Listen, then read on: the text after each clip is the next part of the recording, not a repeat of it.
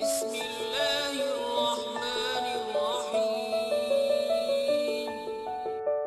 अल्लाह के नाम से जो बड़ा मेहरबान निहायत रहम वाला है। Hello everyone, welcome back to my YouTube channel. In this particular video, I'll be talking about the traditional methods of performance appraisal. In the last video, we already had a discussion where we talked about the objectives of performance appraisal. जहाँ मैंने आपको ये भी बताया था कि performance appraisal जो है उसमें दो तरह के methods apply होते हैं. One is called the traditional method and the other is called the modern method. तो इस particular lecture में हम traditional methods के बारे में बात करेंगे. तो let us begin. So let's have the first method. The first method which is used in this traditional method is called unstructured appraisal. Under this method, an appraiser is required to write down his impression about a person being appraised in an unstructured way. अब यहाँ पर अगर आप इस method को ध्यान से देखें, इस मेथड में हम कर क्या रहे हैं कि जो भी आपका सुपरवाइजर है जिसको हम अप्रेजर कह रहे हैं, वो कोई सुपरवाइजर हो सकता है आपका, कोई आपका बॉस हो सकता है, कोई आपका मैनेजर हो सकता है. तो वो जो मैनेजर है वो क्या कर रहा है, he is just asked to write down, उसको बस लिखना है on a plain paper. He will just write about the impression, जो भी वो इम्प्रेशन आपके बारे में सोचता है तो वो इम्प्रेशन के बारे में आपके बारे में लिख देगा एज एन एम्प्लॉय. और वो बहुत ही अनस्ट्रक्चर्ड होता है, मतलब उसमें कोई पैरामीटर्स वगैरह कुछ गिवन नहीं होते कि किस पैरामीटर पे लिखना है. ओवरऑल जो इम्प्रेशन आप फील करते हैं वो इम्प्रेशन आपको लिखना होता है. अब ऑब्वियसली इसके मेरिट्स क्या है, तो सबसे बड़ा मेरिट ये है कि बहुत ही सिंपल मेथड है, कोई भी इसको एग्जीक्यूट कर सकता है और किसी भी टाइम पे इसको एग्जीक्यूट किया जा सकता है. That's the first merit.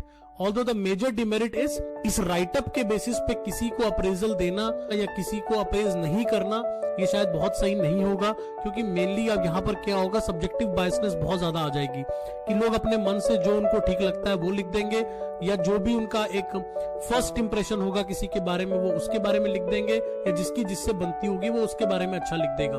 तो obviously there will be a lot of kiosk and you will not be able to take a final decision from this method. Let's talk about the second method, and this is called the ranking method.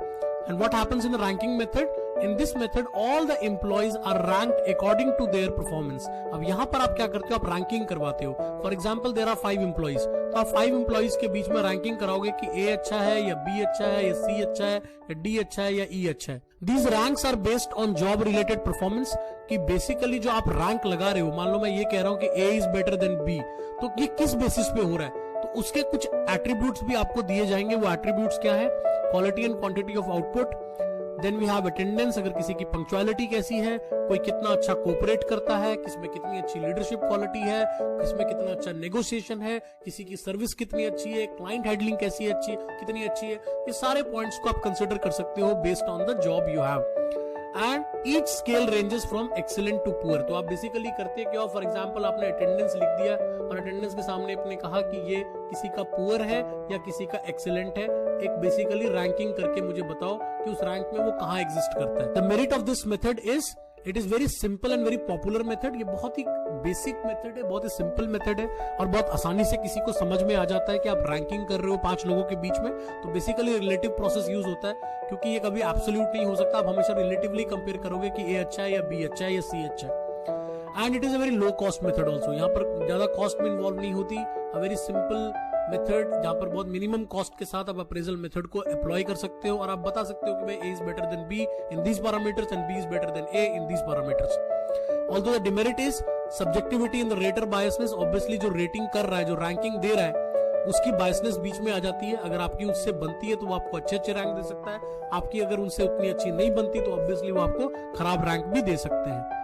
And it does not indicate the degree of difference. अब इसमें एक जो major problem आ जाता है ranking method में, कि अगर मैंने ये कहा कि ए इज बेटर देन बी, तो वो कितने अमाउंट से बेटर है, किस परसेंटेज पे या कितने पॉइंट या कितने मार्क्स से बेटर है, ये सब कुछ भी डिफाइन नहीं होता. तो एक जो डिग्री ऑफ डिफरेंस है वो कहीं ना कहीं हमें रैंकिंग बेस्ड मेथड में नहीं पता चलता. The third method is called as the checklist method. अब चेकलिस्ट मेथड में क्या होता है, under this method a checklist related to traits of the employees is prepared in 2 columns, yes और नो. अब सिंपल सा मेथड है. फॉर एग्जांपल मैंने लिखा पंक्चुअलिटी, मैंने लिखा लीडरशिप, मैंने लिखा सेल्फ मोटिवेशन, मैंने इस तरह के कुछ पैरामीटर्स लिख लिए, सामने में लिखा यस और फिर लिखा नो, और मैंने कहा कि आप बताओ इस एम्प्लॉय के बारे में, क्या पंक्चुअल है तो यस पे टिक हो गया, अगर लीडरशिप क्वालिटी है तो यस पे टिक हो गया, सेल्फ मोटिवेटेड है तो मैंने कहा नो पे टिक हो गया। तो आप इस तरह से चेकलिस्ट बना के दे देते हो और उस चेकलिस्ट पे यस और नो में आप बेसिकली टिक करवाते हो from the manager, from the supervisor. In this method the rater only do reporting while actual evaluation is done by the HR department. एक मेजर चीज यहाँ पर और ध्यान में रखनी है कि जो रेटर है, यहाँ पर जो रेट कर रहा है, जो ये यस नो लिख रहा है, वो सिर्फ रेटिंग देता है या रिपोर्ट करता है। जो एक्चुअल इवैल्यूएशन है वो बेसिकली एचआर डिपार्टमेंट खुद करता है, क्योंकि बाद में वो वेट्स असाइन करते हैं इन दीज पैरामीटर्स पर। वेट्स का मतलब क्या? फॉर एग्जांपल किसी पर्टिकुलर ऑर्गेनाइजेशन के लिए पंक्चुअलिटी बहुत इंपॉर्टेंट हो सकती है, किसी ऑर्गेनाइजेशन के लिए कमिटमेंट बहुत इंपॉर्टेंट हो सकता है, किसी ऑर्गेनाइजेशन के लिए लीडरशिप क्वालिटी बहुत इंपॉर्टेंट हो सकती है। तो डिफरेंट कंपनीज के पैरामीटर हैं, उन पर वेट्स असाइन होकर के फिर उस वेट पर आपको किसी ने गेस दिया है या नो दिया है, उसके हिसाब से आपका फाइनल स्कोर कैलकुलेट होता है। What is the merit in this? Obviously it is very easy to administer, बहुत इजी है, सिर्फ यस नो देखना है आपको। Only 2 options is there, so it is not a very complex method. It requires a very limited training, आपको किसी को भी बहुत ज्यादा ट्रेन करने की जरूरत नहीं है बेसिकली। क्यों? क्योंकि आपकी जो फाइनल रेटिंग है वो तो एचआर डिपार्टमेंट ने करनी है, तो आप एज सुपरवाइजर को तो कुछ रेटिंग करनी ही नहीं है, उसको बस रिपोर्टिंग करनी है, तो वो उसको कोई खास ट्रेनिंग देने की भी जरूरत आपको नहीं पड़ती। इसकी स्टैंडर्डाइजेशन की जा सकती है। Why? Because you can fix up the parameter, आप अपने पैरामीटर को फिक्स अप कर सकते हो और उसको हर साल आप हर एम्प्लॉय के लिए आप उसको यूज कर सकते हो। तो एक स्टैंडर्डाइजेशन के भी काफी अच्छे चांसेस रहते हैं। On the other side let's talk about demerit. तो it has a rater biasness, ये तो रहेगा ही रहेगा। उसका रीजन क्या है? इट में also suffer from hello effect. Hello effect होता है किसी के एक इंप्रेशन के बेसिस पे कंप्लीट जजमेंट ले लेना। तो जब भी हम इस तरह की कोई गलती कर देते हैं कि we are taking decision on the basis of somebody's on the one trait, सिर्फ हम एक सिंगल ट्रेट उसका ले लिया हमने और हमने कहा कि भाई अगर ये पर्सन जो है पंक्चुअलिटी में अच्छा है तो हम एज्यूम कर लेते हैं कि वो लीडरशिप में भी अच्छा होगा, कमिटमेंट में भी अच्छा होगा, वो स्ट्रेस मैनेजमेंट में भी अच्छा होगा। ऐसा जरूरी नहीं होता। तो another demerit of this method is it is use a personality trait instead of performance trait. अब यहाँ पर एक मेजर इशू आ जाता है कि ज्यादातर कंपनी जो चेकलिस्ट बनाती है ना, वो पर्सनालिटी ट्रेट्स पे बना देती है। For example leadership, motivation, perception, personality, कितना इंट्रोवर्ट है, कितना एक्सट्रोवर्ट है, तो इस तरह की चीजें जो पर्सनालिटी ट्रेट का पार्ट है, आप उसके हिसाब से चेकलिस्ट बना देते हैं rather than using the performance indicators और परफॉर्मेंस ट्रेट्स। तो ये भी एक मेजर प्रॉब्लम आती है in the checklist method. The third demerit of this method is improper assignment of weights. अब ऑब्वियसली एचआर डिपार्टमेंट ने वेट्स असाइन करने हैं, तो कई बार जो मेन पैरामीटर होता है हम उस पर कम वेट असाइन कर देते हैं, और अगर कोई दूसरा पैरामीटर है जिसकी शायद उतनी ज्यादा रिक्वायरमेंट भी नहीं है ऑर्गेनाइजेशन को, उस पर्टिकुलर ट्रेट पर हम ज्यादा वेट्स असाइन कर देते हैं, जिसकी वजह से पूरा का पूरा स्कोर जो है वो चेंज हो जाता है। So that is also one of the problems of checklist method. So the fourth method is called the forced choice method. In this method, the rater is forced to choose between a descriptive statements of equal worth. Statements are chosen from both the sides, favorable and unfavorable.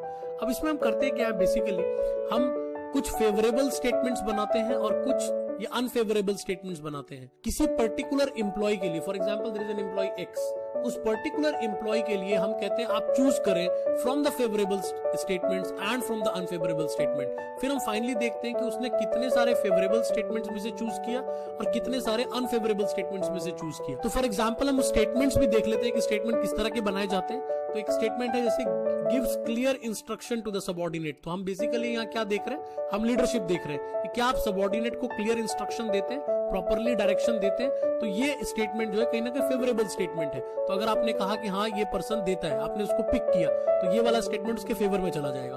On the other side makes promise and he knows he can not keep.